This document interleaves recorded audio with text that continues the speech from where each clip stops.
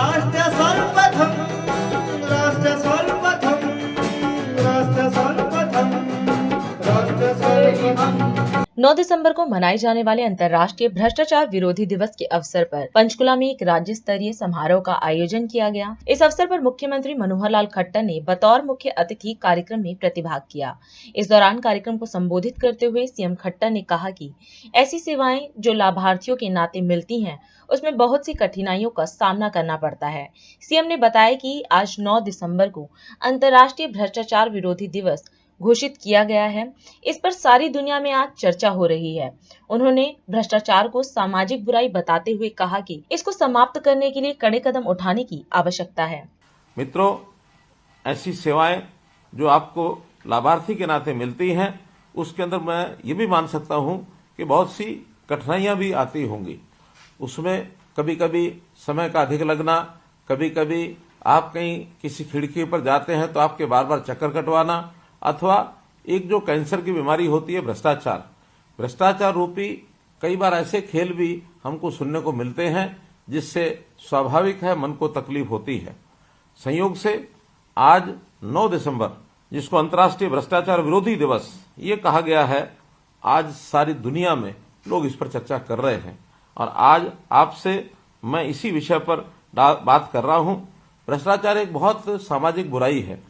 इसको समाप्त करने के लिए वास्तव में तो जब हमने सत्ता संभाली थी 2014 में, उसी समय बहुत सी बातें ध्यान में आई थी और हमने भ्रष्टाचार को जड़मूल से नष्ट करने के लिए और उस समय एक संकल्प लिया था। फिर भी इतना सब करने के बाद अभी भी कुछ शिकायतें हमको मिलती हैं। तो आज तो मैं केवल इस विषय पर आपसे बात करते हुए कि आपका अनुभव आज से 10 साल पहले जो व्यवस्थाएं होती थी और आज उसके 10 साल के बाद, हमारे 9 साल के 9.5 साल के शासन करने के बाद, क्या कोई परिवर्तन आपको लगता है अथवा नहीं है? अगर परिवर्तन लगता है तब भी आप हमारी जानकारी में लाएं और अथवा कोई कठिनाई आती है उसके बारे में भी आप हमको बताएं।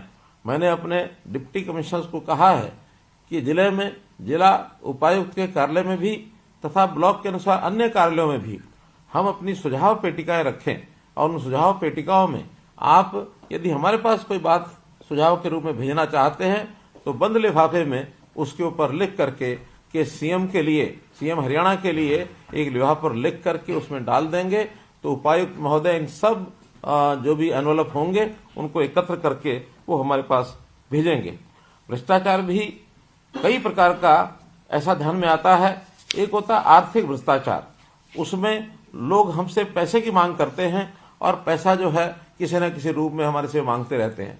कभी कभी ऐसा भी लगता है कि इस भ्रष्टाचार के अलावा हमको वो थका देते हैं, बार बार चक्कर कटाते हैं और ताकि हम परेशान हो जाएं तो हम अपने आप कहेंगे और कोई बीच में बिचौलिया भी हमारे बीच में आके खड़ा हो जाता है जो कहता है मैं आपका काम करा के देता हूं और वो उसका एक एजेंट बन करके और काम करेंगे।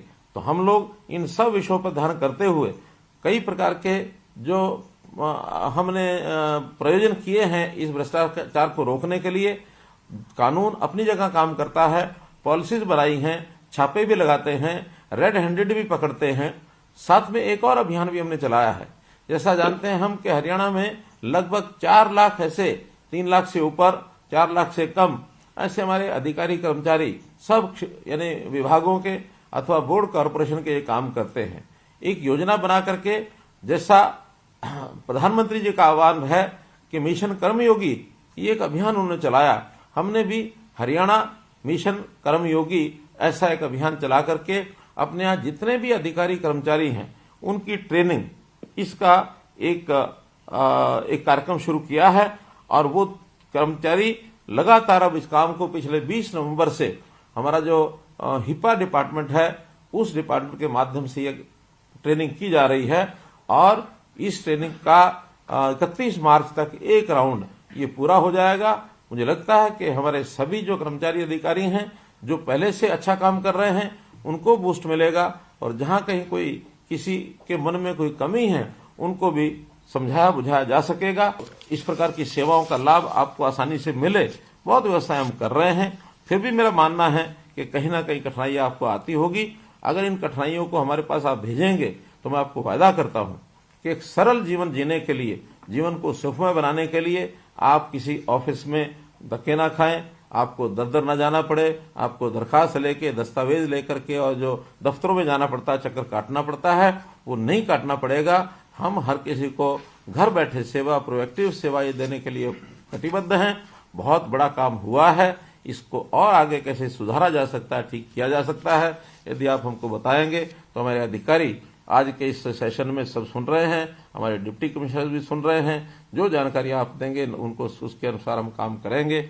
आपने मेरी बात को सुना, बहुत बहुत धन्यवाद, बहुत बहुत आभार। राष्ट्र सर्वप्रथम, राष्ट्र सर्वप्रथम।